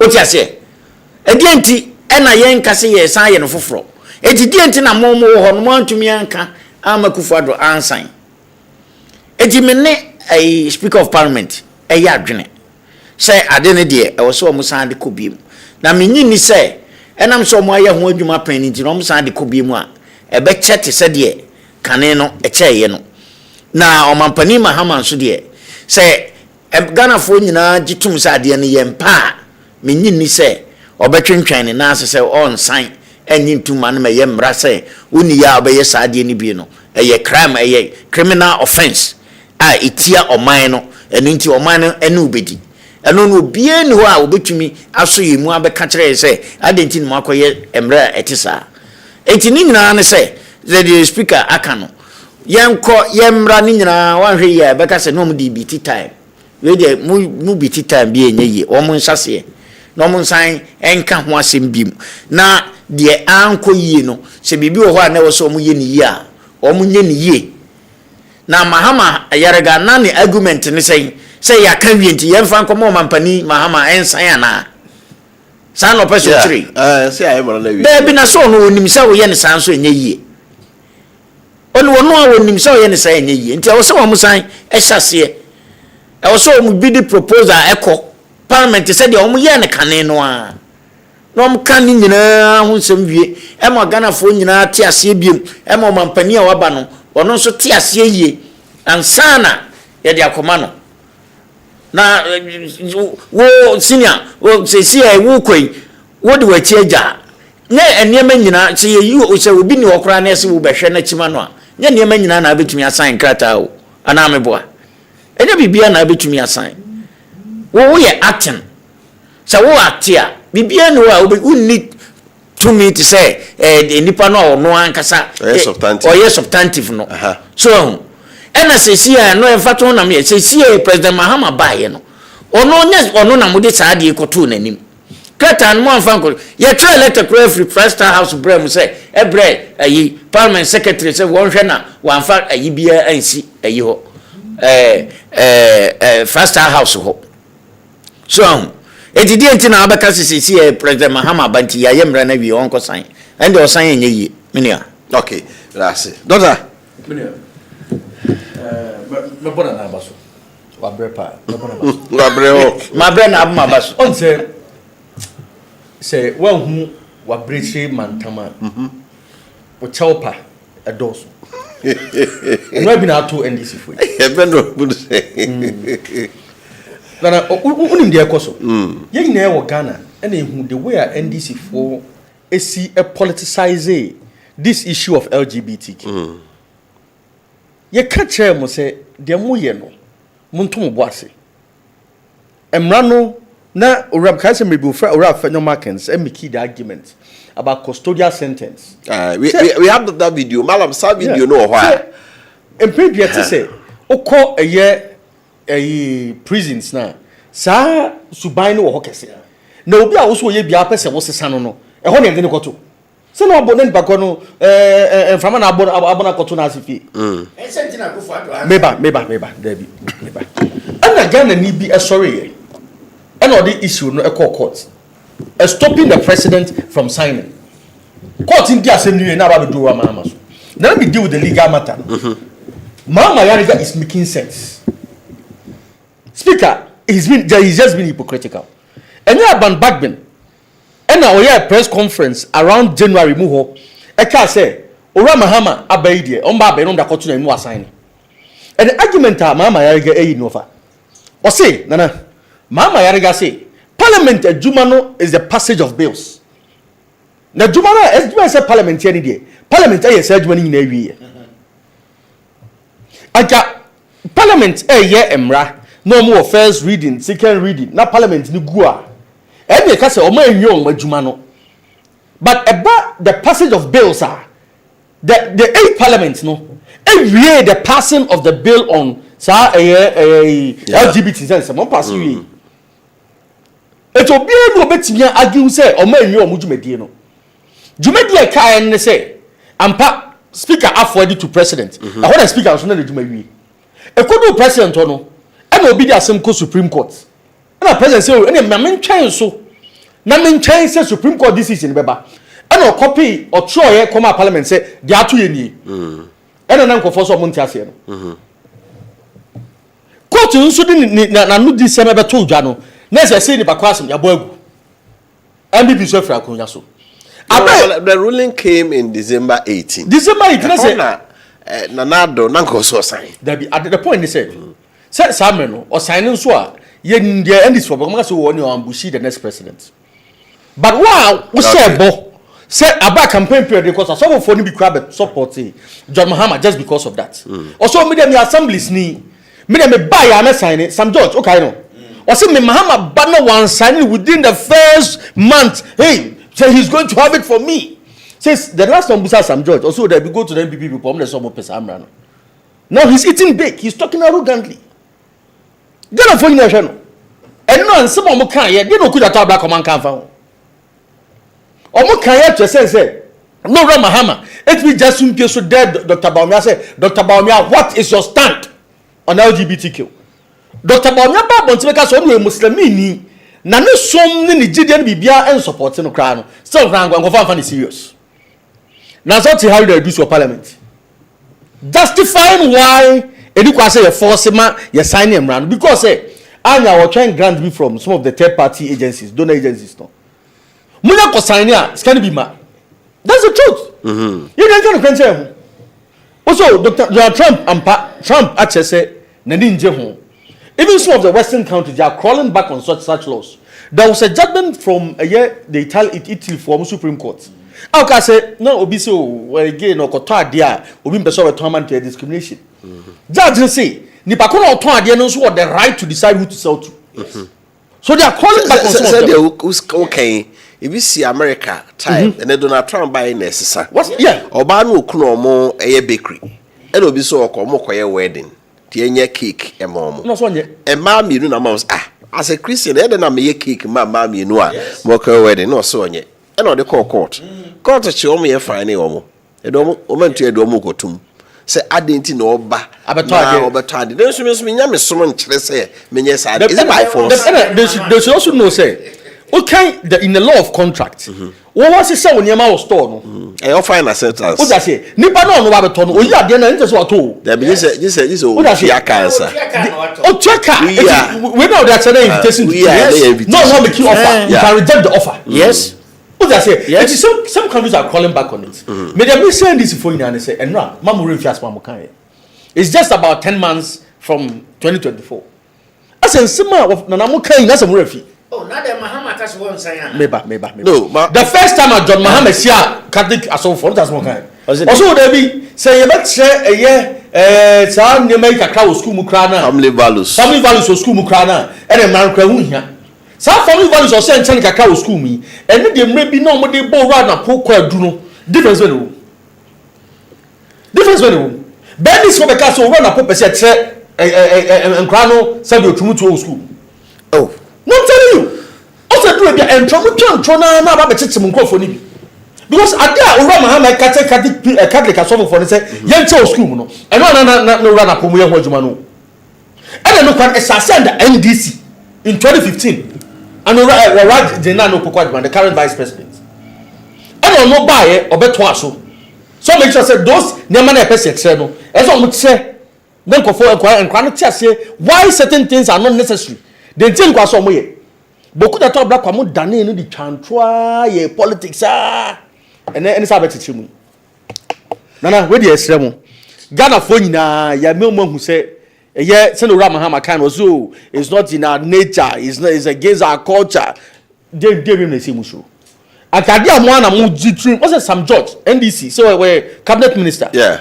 Mama yare got them no me na support it amo mu na jijrem to mu na ya mra no kama first reading second reading about backbin then speaker of parliament last house ni mu no there wanye also say lawyer ni wa kan mra ni bibia nti mra ba bi na izebo kan wasemi parliament apase wi adam fa nkoto Mahama ni baba na me tie babin according to speaker no o say ni hwemu chere say bill na nya enu president ho ni pa na me bo mami chiro the other bill na kono the president rejected it say wenya an injunction from the Supreme Court until me accept it. That's what Babin said.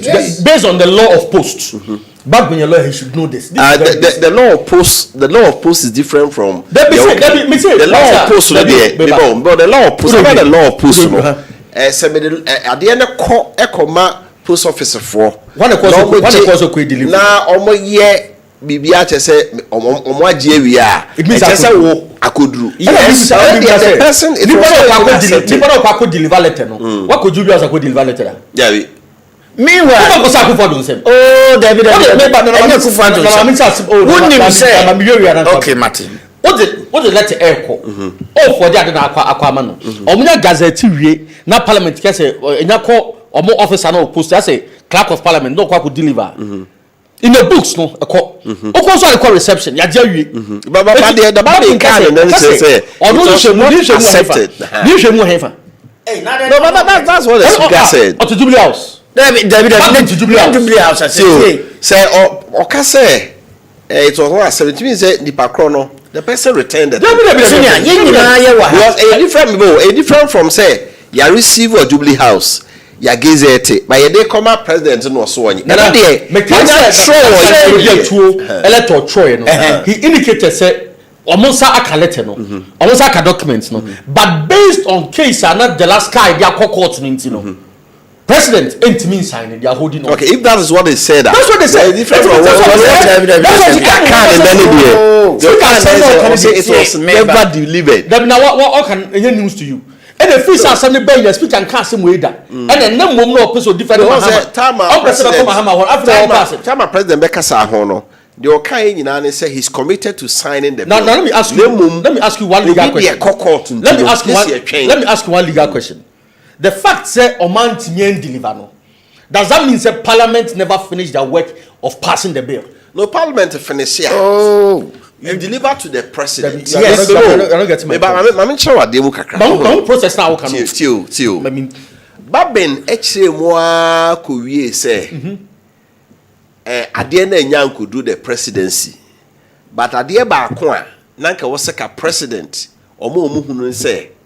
After Supreme Court ruling no say enfunso bi any ho bill no ebetimi akoso no because we inform parliament say after the road is clear baby ade no bi am fa mereme ana say me nsaka but I disagree with ABCD according to article 146 nanka parliament aye ho adwuma eti ho dey make ase ho no mu na ho kakra e bi ehun say whether it got to the presidency and I pray the answer ya na say ya anyi kra Offer, and I make us say that is a story. Say na back beneka story naturally.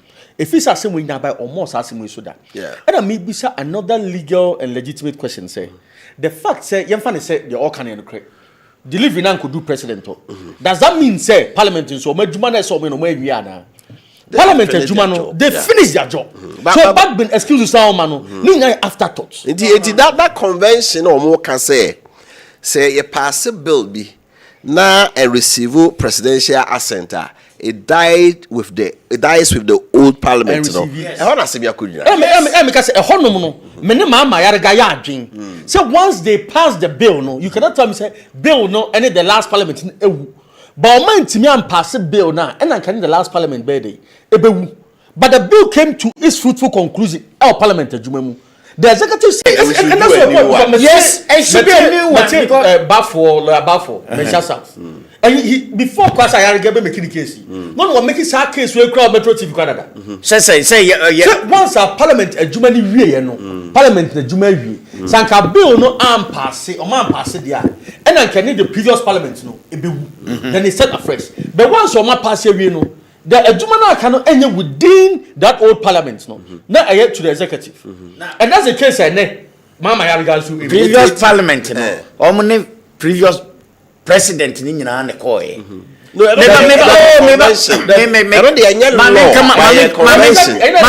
according to parliamentarians according to parliamentarians almost say your convention is governance a continuous process almost say your convention see yemre bi na say president na financial answer na parliament you yes president no almost say the old parliament assembly one adwuma no one wie kire say enke wo say ekowie e wo president ho and the president of parliament there be not you. Anyway,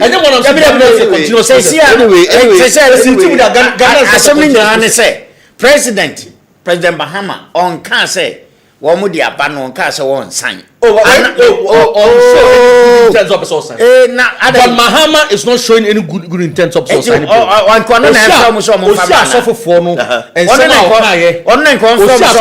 And some are and some are also the discussion. The ministers are not judging them all of a sudden. Now they are comfortable with LGBTQ discussions. Then you some judge. Right. I'm message in the Kakrana for rapper was Nana me bacho. Nana bacho. The victory of NDC hinged on LGBT and Galamsey. If Nana doesn't know, now the attitude of President Mama and NDC stalwarts have taught Ghanaians a lesson. After this administration, nobody will trust any NDC candidate. Trust me. One job, 3 shifts is fiasco. Women's Bank is fiasco. Nkete fiasco. Galamsey is on ascendancy and no budget for employment. We live to see. Nana Mwako from Ehia. Kofi, Ghana problem is constitution. We need to cancel Ghana's constitution, do construction reform. George B. Atunsu Ramza. Intra constitution anyway. Construction reform. What's the meaning of that? Good enough. The NDC can go to the moon and come. They must sign the LGBTQ bill because they benefited from it. Okay. Overtell the MPP man to stop what he's saying about passing the LGBT bill because they make on 7 January. What's the meaning of that? Could be Asim Praso. On the issue of LGBTQI+, I am highly disappointed in the next comment and argument. Kwe J from Doma.